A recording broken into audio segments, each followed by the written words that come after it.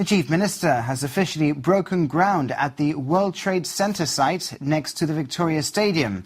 The 7-storey office block is set to be ready by spring 2016. Gibraltar's application for a World Trade Center was approved by the WTC Association in China back in 2010. After around 4 years of planning, the Chief Minister officially broke ground at the site.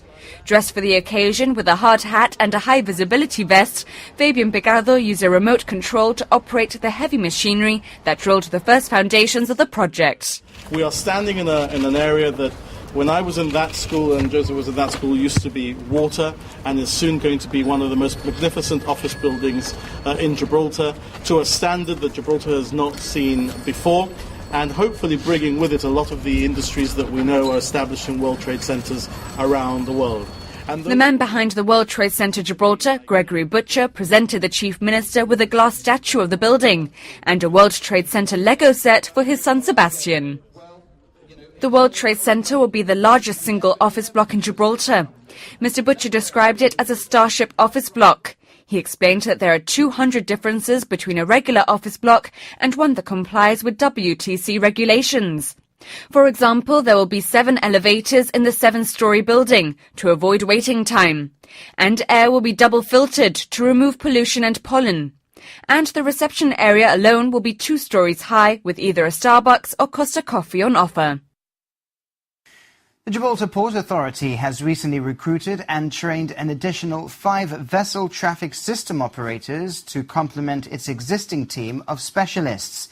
The VTS system is used to monitor all ship movements in and around British Gibraltar territorial waters. A vessel traffic service or VTS system is a maritime equivalent to an air traffic control system.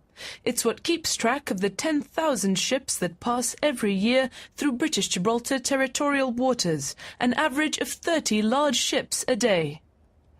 If you look out over the harbour any time of day or night, you will see constant shipping movement. It is absolutely essential that we maintain oversight of those movements in the harbour and maintain safety of navigation throughout. So we need a system in place with adequately trained specialists in order to oversee that. The previous complement has been doubled, meaning there'll now be 10 VTS operators providing a constant watch from the port's nerve centre. They'll coordinate all major movements in busy waters and maximise opportunities for the commercial use of the harbour, whilst also providing safe water for recreational use. It's an integrated system whereby we maintain overwatch over the waters of Gibraltar. We have a full range of sensors, including radar, including visual lookout, radio and automated identification system. So it's pulling all those sensors together to provide the operators with a comprehensive picture of shipping movement in and around Gibraltar. The VTS team will also support Gibraltar law enforcement agencies in maintaining the integrity of BGTW, as well as providing an essential search and rescue capability. It's not directly linked to the incursions. Clearly, it's one aspect of life in Gibraltar, and we work very closely with other government agencies and organisations. But it's more to do with maintenance of navigational safety in the waters of Gibraltar. The Minister for the Port, Neil Costa, has welcomed the recruitments, saying the modernisation and investment of resources will enhance security and provide a better service to customers and port operators. And as part of an ongoing review of Port Authority services, Government recently announced that the Port Administration offices, including the VTS team, will also be moving to a new site near Lathbury Barracks within the next 18 months. The Santos production choir has come away from the World Choir Games in Riga, Latvia, with a haul of 2 gold and 1 silver medal. The choir qualified for the World Games after being proclaimed European champions in 2 categories, pop and gospel, in the inaugural European Choir Games held in Austria last year.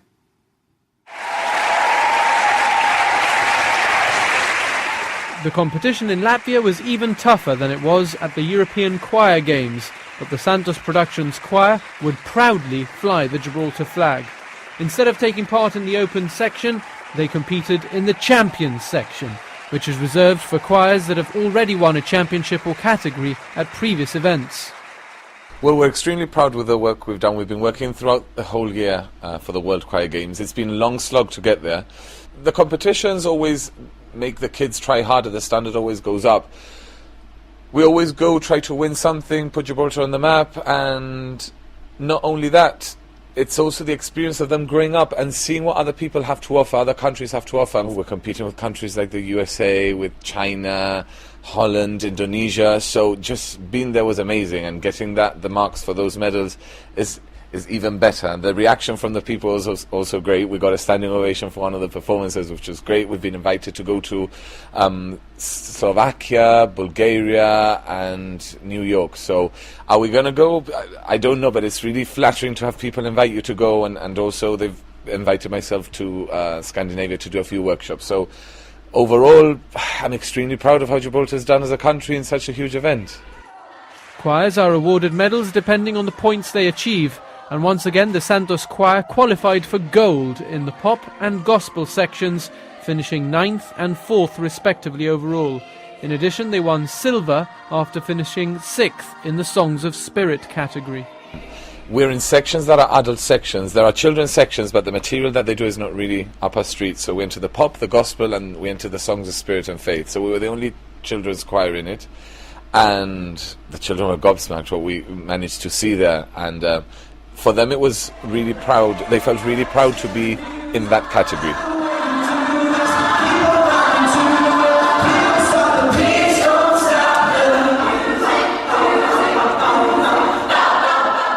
We didn't expect it was going to be such a huge event. You get told of the numbers of participants, and you don't really think about it till you get there, and it's 27,000 participants, which is nearly the population of Gibraltar, 470 choirs, concerts all over, and you just see that choral music. I don't know, it seems to be having a revival. It was a massive event. It was telecast on national television in Latvia. The award ceremony was in this huge arena, and then when you walk in with your little flag and it's full of people cheering, you just realize there's a lot of love now for choral music, and music is the one thing that can bring everybody together and just do something positive. The choir is already ranked a very respectable 67th place out of 1,000 generally, and 9th of 500 choirs in the pop jazz section. This latest success will no doubt see it climb even higher.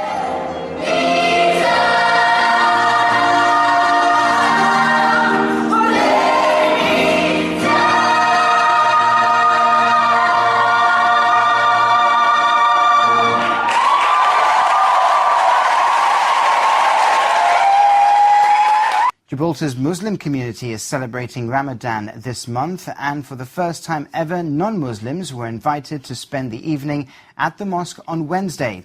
The event received a good turnout, and those who attended got to experience a typical evening in the Ramadan month. Last night, the local Muslim community opened its mosque doors to the public, inviting the whole of Gibraltar to partake in a custom known as iftar. It's a tradition that forms part of the holy month of Ramadan in the Islamic calendar, and it's the breaking of fast at sunset. Ramadan is the 9th month of the Islamic calendar, and fasting during this month is regarded as one of the 5 pillars of Islam. Women and men are separated, and the long hard day of fasting is broken with milk, prunes, eggs and Moroccan sweets called shibikaya. This small meal gets the digestive system up and running again after hours of not eating. Then comes prayer. In the month of Ramadan, the whole Quran is recited at the mosque.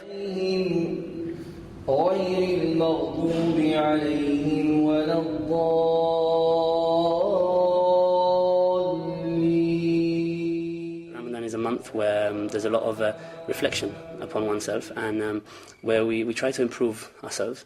The fasting in itself, abstaining from food and drink, it has two meanings. The first primary one is to have a feeling